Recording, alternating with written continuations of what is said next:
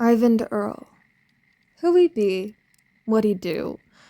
How did he get a name that began with the normal letter of E, followed by the absurd combination of Y and V?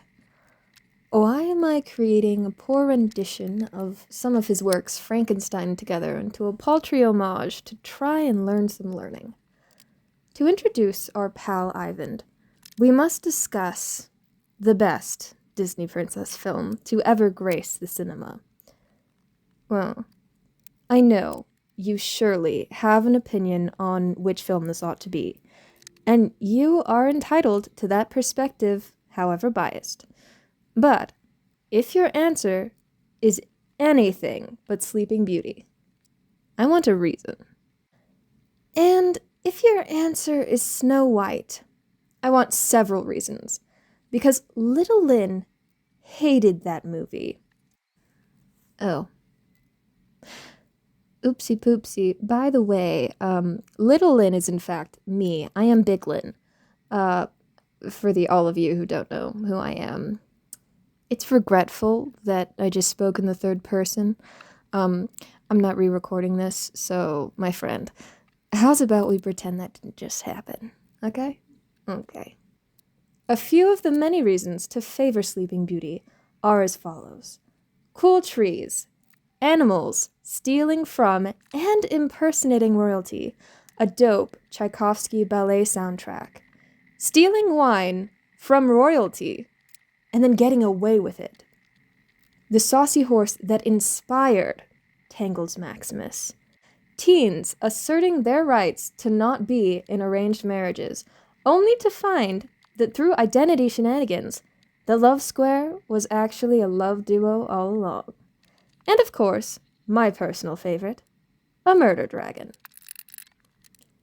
Not only does the baddie Maleficent turn into a dragon with intention of murder, but our boy Prince Philip straight murders the murder dragon. Mushu, Angelina Jolie, sorry, you just don't measure up to my dragon dreams of danger and daring. Hey, if Eyvind Earle's parents can alliterate, so can I. Speaking of our pal, he was the head background artist for Sleeping Beauty. And trust me, he is so much more than that. When I discovered his art, I was enthralled because his dynamic paintings felt like they were breathing, despite his near surgical precision. Growing up, I've never been to special art classes or anything. I just figured things out on my own, and as many have experienced, the more photorealistic a piece was, the more it's praised by your peers. That was the only path I could see for myself in art. Eyvind's masterful brushstrokes changed my perspective, to see that the visual understanding I was developing could be used to go beyond the world's corporate rules. Earle began to develop his talents from a young age. After surviving a case of polio that unfortunately left his brother dead, half of his face became paralyzed.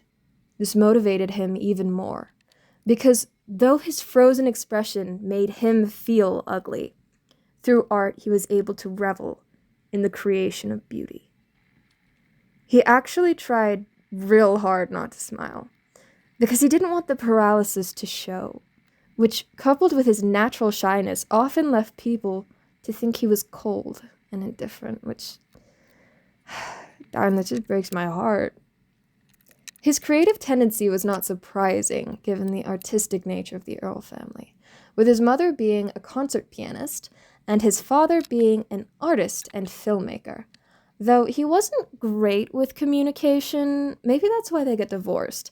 I say this because after he got sole custody, he told Mommy that they were going to Palm Springs and, California, and then he pieced out to Mexico, which oddly makes me feel closer to Eyvind, because my mother was also kidnapped and taken to Mexico by her father. But we're not here to talk about my family drama today. Daddy Earle presented Eyvind with a choice: reading 50 pages of a book, or paint a picture every day. Teeny bopper Eyvind proved himself to have way better work ethic than my fully grown adult behind, and opted to do both. The hot garbage painting you see me struggling with took me 2 days, not because it required 2 days, but because I just really didn't want to effort consistently. Anywho, Daddy Earl was uber strict and wouldn't let Eyvind play with his plebeian peers. I don't know, maybe he was afraid that participating in all the other reindeer games would make his little red nose a little less shiny. Jeez, no wonder the guy wasn't comfy in social settings. I was on that neighborhood street grind every day of my prepubescent life, and I still die a little inside when I have to order at Starbucks. Which is the real reason I don't buy that overpriced yet satisfying hot chocolate with almond milk, 2 pumps of peppermint, and no whipped cream. But really, what can we expect from a man named Ferdinand Earle that named his son Eyvind? Clearly, he didn't care about how we do with playground politics. Young Eyvind's work depicted his love for nature and rarely included us industrial tree murderers. Wonder why. This was significant for me because my favorite thing to capture in art is the human body. What I really crave in a piece is a bit of what I consider to be the truth of being alive, which is completely unique to every individual. And Eyvind Earle's painting was the first time I felt that spark through a landscape. His art is so serene and peaceful. It feels as though he's given a bit of himself to each work. And that is my aspiration in art. Anyway, at Sweet 14, Eyvind had his first solo gallery in France. When I was 14, I wore a lot of black and red, paired with a lot of anxiety. Then he came back home to California, and his mom, I'm sure, asked him how Palm Springs was. He helped her out during the Great Depression. I swear this man lived a million lives. He worked as an assistant sketch artist and eventually went on a quaint little biking trip from California to, what does that say? New York. Straight across. The whole United States of America.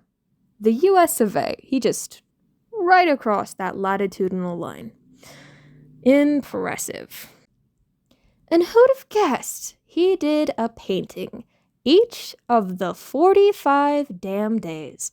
I couldn't do that even if I was driving across the US. For income, he made greeting cards that spur my soul, and was hired as a background painter by Disney in the 50s, wherein which he eventually went hardcore gothic for my beloved Sleeping Beauty.